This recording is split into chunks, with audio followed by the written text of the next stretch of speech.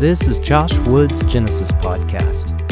My hope is that this will help you connect in new ways with the God of the Bible, as it helps me study, process, and think out loud. Thanks so much for listening. Let's go.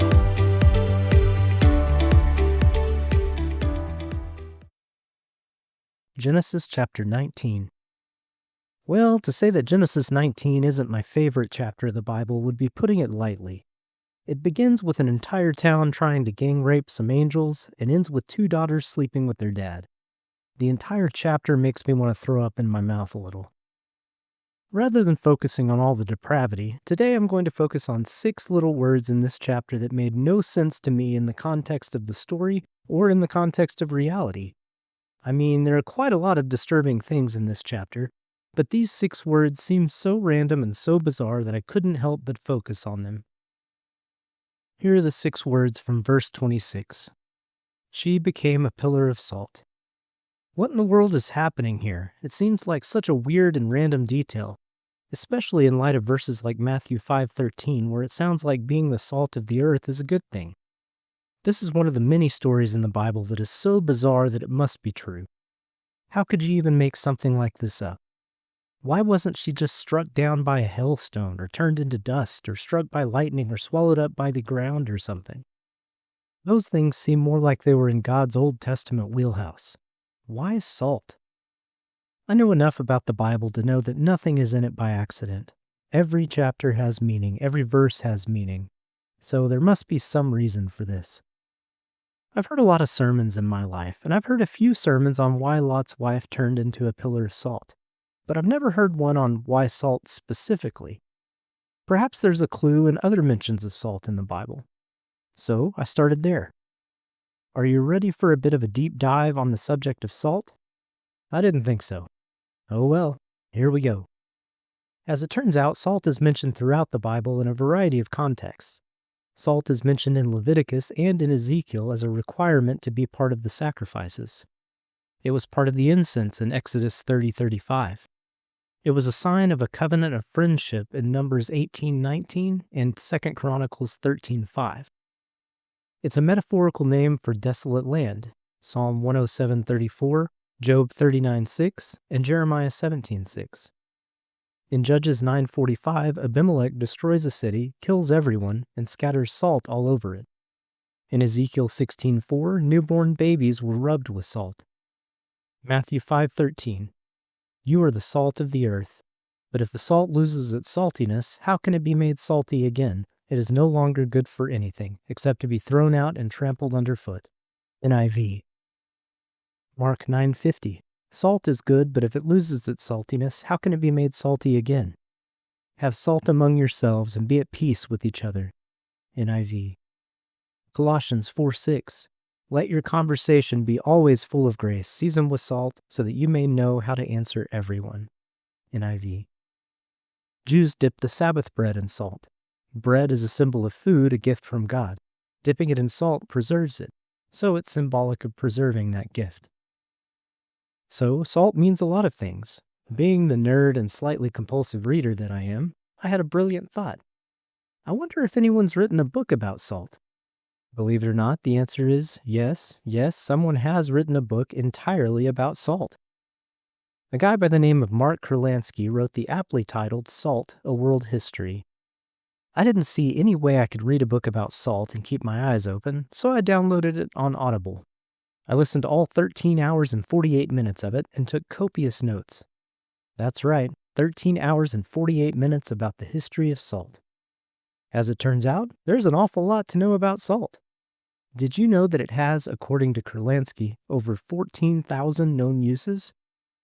I'm going to detail each and every one of those in detail here. Just kidding. But among other fairly useless but otherwise interesting facts from his book, adult humans contain about 250 grams of salt, or about 2 to 3 salt shakers worth at any given time. Roman soldiers were sometimes paid in salt, hence the phrase, worth his salt.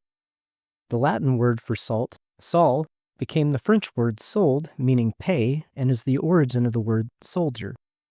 The Romans salted their greens, hence the word salad.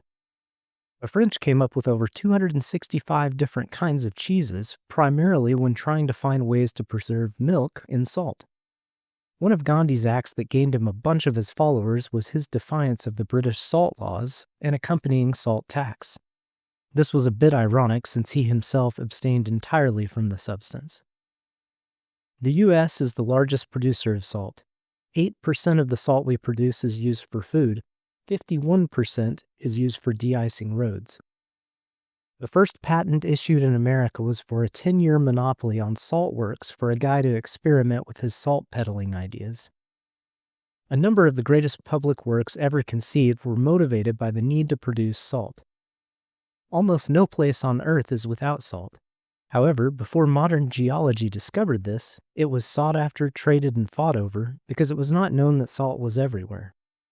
In 1670 in France, in an effort to lower suicide rates, those who died by suicide were ordered to be salted and put on public display. Many people accused of crimes were ordered to be salted and put on trial. Chemically speaking, acids try to look for an electron that they are lacking, and bases try to shed an extra electron. So, acids and bases have an affinity for each other. Like the rest of nature seemingly does, they long for completion.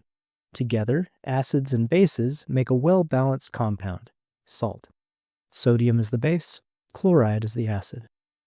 Salt is a microcosm for one of the oldest concepts in nature in the order of the universe as a whole. It's a yin-yang ionic compound. It was discovered that oil fields were often next to salt.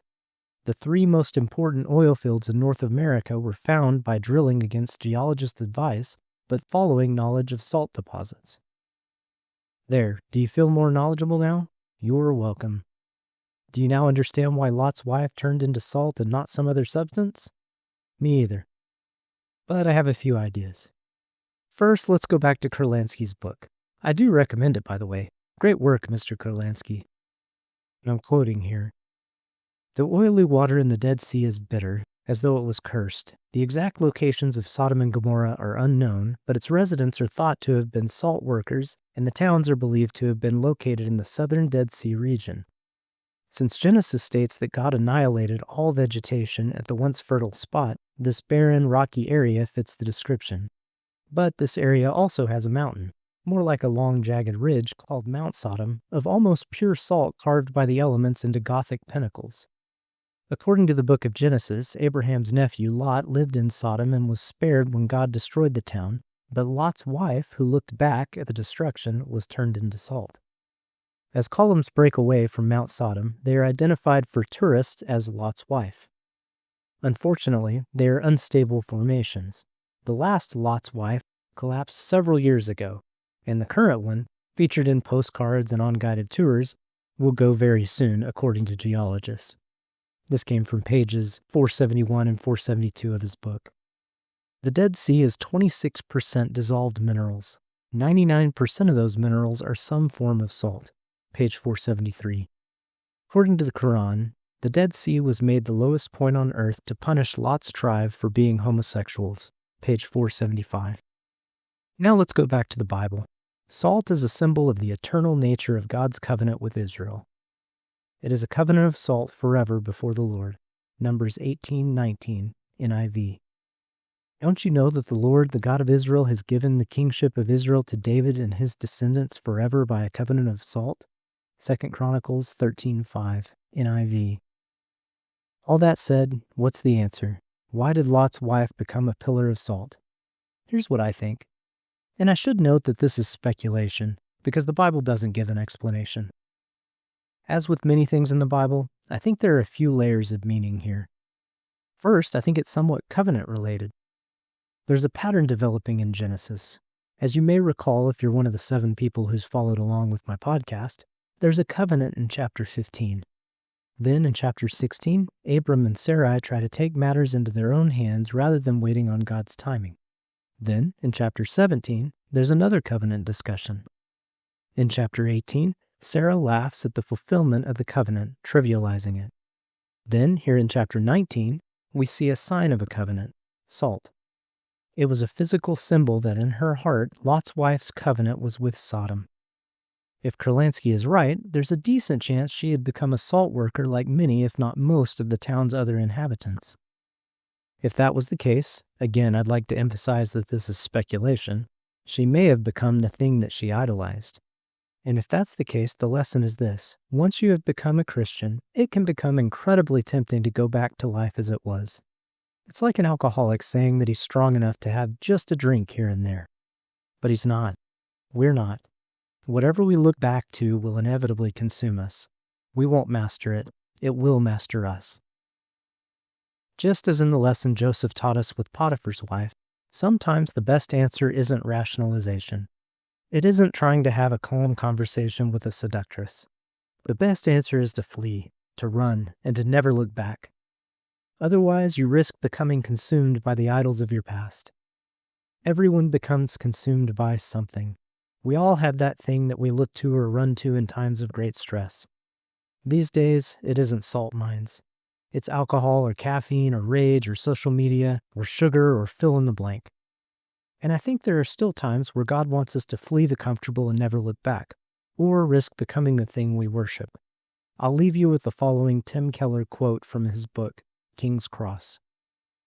If you say, "I'll obey you, Jesus, if my career thrives, if my health is good, if my family is together," then the thing that's on the other side of that "if" is your real master, your real goal.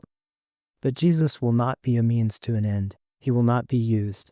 If he calls you to follow him, he must be the goal. Tim Keller, King's Cross.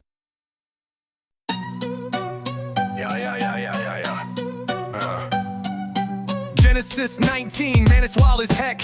Angels in danger, family ties a wreck. But 6 words hit me, straight out of the blue. A pillar of salt she became, is that some sort of clue? Not a hailstone or quake, no, something odd instead. Salt's got me thinking, spinning in my head. Bible ain't random, every word's got weight. So I'm digging into salt, trying to set it straight. Salt in the mix, yo, what's the deal? Sacred and cursed, how's it feel? Lot's wife rose up, caught in the flame. Looking back, yo, it cost her the game. Salt's everywhere, from Leviticus to Mark. Sacrifices incense, lighting up the dark. Covenant sign, friendship on lock. Desolate vibes, judges dropping salt on rock. You are the salt, Jesus laid it down. Lose that zest, get trampled in the town. Kurlansky's joint, hours of salt lore. So much info, fascinating to the core. Salt in the mix, yo, what's the deal? Sacred and cursed, how's it feel? Lot's wife rose up, caught in the flame. Looking back, yo, it cost her the game. Dead Sea, salty Mount Sodom's a sight. Tourists snapping photos day and night. Covenant, eternal salt seals the pact. Lot's wife turned, her soul got jacked. Maybe she loved Sodom, her idol, her vice. Look back, get trapped, ain't that the price? Run from the old, don't cling to the past. Idols will eat you and they won't last. Tim Keller's on point, Jesus ain't a prop. Follow him true and his plan for your life. Yeah, that beat will drop. Yeah, that beat will drop. Yeah, that beat will drop. Yeah, that beat will drop. Yeah. Run from the old, don't cling to the past. Idols will eat you and they won't last. Tim Keller's on point, Jesus ain't a prop. Follow him true and his plan for your life. Yeah, that beat will drop. Yeah, that beat will drop. Yeah, that beat will drop.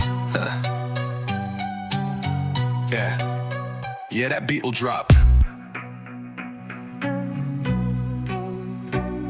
Yeah, beat will drop.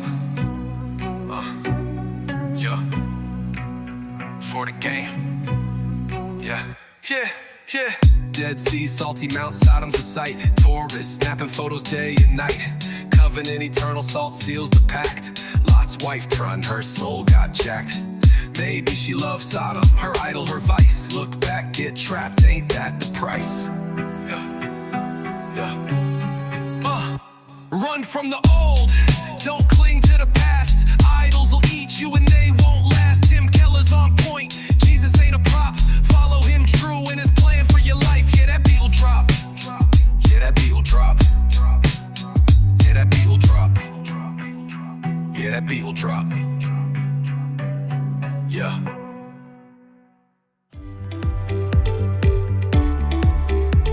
You've been listening to Josh Wood's Genesis Podcast. Feel free to connect with me on Substack, Instagram, Facebook, X, or Threads. My username is JoshWoodTX on all of the above. Thanks for listening. See you next time.